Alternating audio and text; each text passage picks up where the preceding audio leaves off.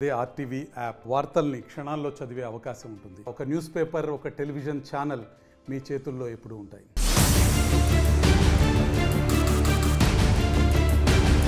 నార్త్లోని కీలక రాష్ట్రాలైన బీహార్, ఉత్తరప్రదేశ్లోని యువనేతలు జాతీయ స్థాయి రాజకీయాలను ప్రభావితం చేసేంతగా ఎదిగారు. తండ్రి వారసత్వంతో రాజకీయ రంగ ప్రవేశం చేసిన తమ వ్యూహ రచన చాతుర్యంతో అనూహ్య ఫలితాలు సాధిస్తున్నారు. తాజాగా వెలువడిన ఎన్నికల ఫలితాలు వీరికి జాతీయ స్థాయి గుర్తింపును తీసుకొచ్చాయి.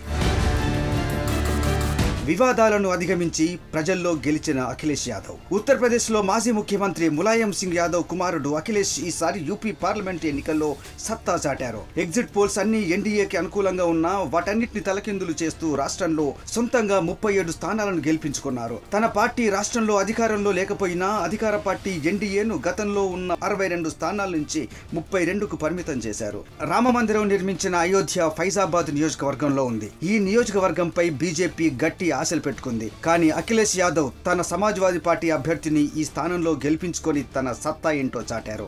గతంలో యూపీ సీఎంగా బాధ్యతలు చేపట్టిన అఖిలేష్ యాదవ్ 2017లో సొంత బాబాయ్ శివపాల్ యాదవ్ నుంచి తిరుగుబాటును ఎదుర్కొన్నారు. ఆ కారణంగా పార్టీ ఓట్లు చీలి కీలక ఎన్నికల్లో ఓటమి పాలయ్యారు. కానీ 2022 ఎన్నికలకు ముందు బాబాయ్ శివపాల్ యాదవ్ ను బుజ్జగించి తిరిగి పార్టీలోకి తీసుకొచ్చారు. కానీ అదే ఏడాది తండ్రి ములాయం సింగ్ యాదవ్ మరణించడం ఆయనను కుంగదీసింది. అయినా ఆ దెబ్బ నుంచి కోలుకొని తిరిగి తాజాగా జరిగిన లోక్సభ ఎన్నికల్లో 37 స్థానాలను దక్కించుకున్నారు అఖిలేష్ యాదవ్. ఇండియా కూటమిలో ఇప్పుడు సమాజ్వాదీ పార్టీదే 2వ స్థానం. ఫలితంగా తమది ఇక ఏమాత్రం ఒక ప్రాంతానికి పరిమితమైన పార్టీ కాదని రుజువు చేసుకున్నారు అఖిలేష్. ఇప్పుడు జాతీయ రాజకీయాల్లో ఆయన కీలక పాత్ర పోషించబోతున్నారు.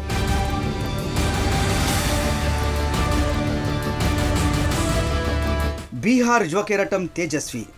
ఇండియా కూటమికి బీహార్లో అండగా నిలిచిన యువ నాయకుడు తేజస్వి యాదవ్. ఇతను మాజీ first class cricketer, Delhi Daredevils IPL team కూడా సెలెక్ట్ అయ్యారు. స్వతహాగా తేజస్వికి దూకుడెక్కువ. ఈ దూకుడుతోనే బీహార్ రాజకీయాల్లో తనదైన ముద్ర వేసుకున్నారు. ఇప్పుడు జాతీయ స్థాయిలో కూడా ప్రాధాన్యతను తెచ్చుకున్నారు తేజస్వి యాదవ్. ఆయన తండ్రి ఆర్జేడీ అధినేత లాలూ ప్రసాద్ యాదవ్ జైలుకి వెళ్లడం, ఆ తర్వాత అనారోగ్య కారణాలతో పార్టీకి దూరంగా ఉండడంతో పార్టీ బాధ్యతల్ని తన భుజస్కంధాలపై వేసుకున్నారు తేజస్వి యాదవ్. దీంతో పార్టీని ఇప్పుడు 34 ఏళ్ల తేజస్వి యాదవ్ విజయవంతంగా నడిపిస్తున్నారు. గత అసెంబ్లీ ఎన్నికల్లో పార్టీకి గణనీయమైన సీటు తీసుకొచ్చి డిప్యూటీ సీఎం పదవిని చేపట్టారు తేజస్వి.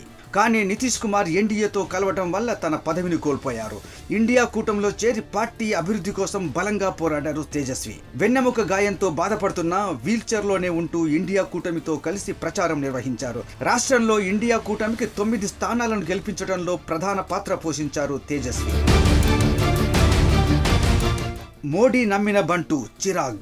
బీహార్ నుంచే జాతీయ స్థాయి రాజకీయాల్లో కీలకంగా మారిన మరో యువనేత లోక్ జనశక్తి అధినాయకుడు చిరాగ్ పాస్వాన్. ఇతను బాలీవుడ్ సినిమాలో హీరోగా కూడా నటించారు. తండ్రి రామ్ విలాస్ పాస్వాన్ ప్రోత్సాహంతో రాజకీయాల్లోకి అరంగేట్రం చేశారు. కానీ తండ్రి 2020లో మరణించడంతో పార్టీ బాధ్యతల్ని తన భుజస్కంధాలపై వేసుకున్నారు. తన బాబాయ్ పశుపతి కుమార్ పారస్తో విభేదాలు రావడం వల్ల బీజేపీ ఇద్దరిని దూరం పెట్టింది. ఈ సమయంలో తన రాజకీయ అస్తిత్వం కోసం ఆయన తీవ్రంగా కృషి చేశారు.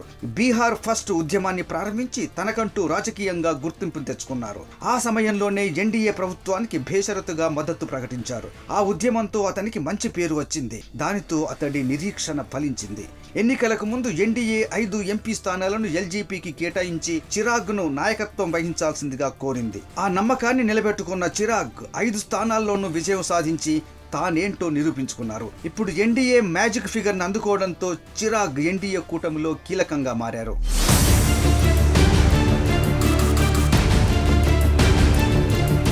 మరిన్ని వీడియోస్ కోసం ఛానల్ ని సబ్స్క్రైబ్ చేయండి. లేటెస్ట్ అప్డేట్స్ కోసం వాట్సాప్ ఛానల్ ని ఫాలో చేయండి. అండ్ లింక్ డిస్క్రిప్షన్ లో ఉంది.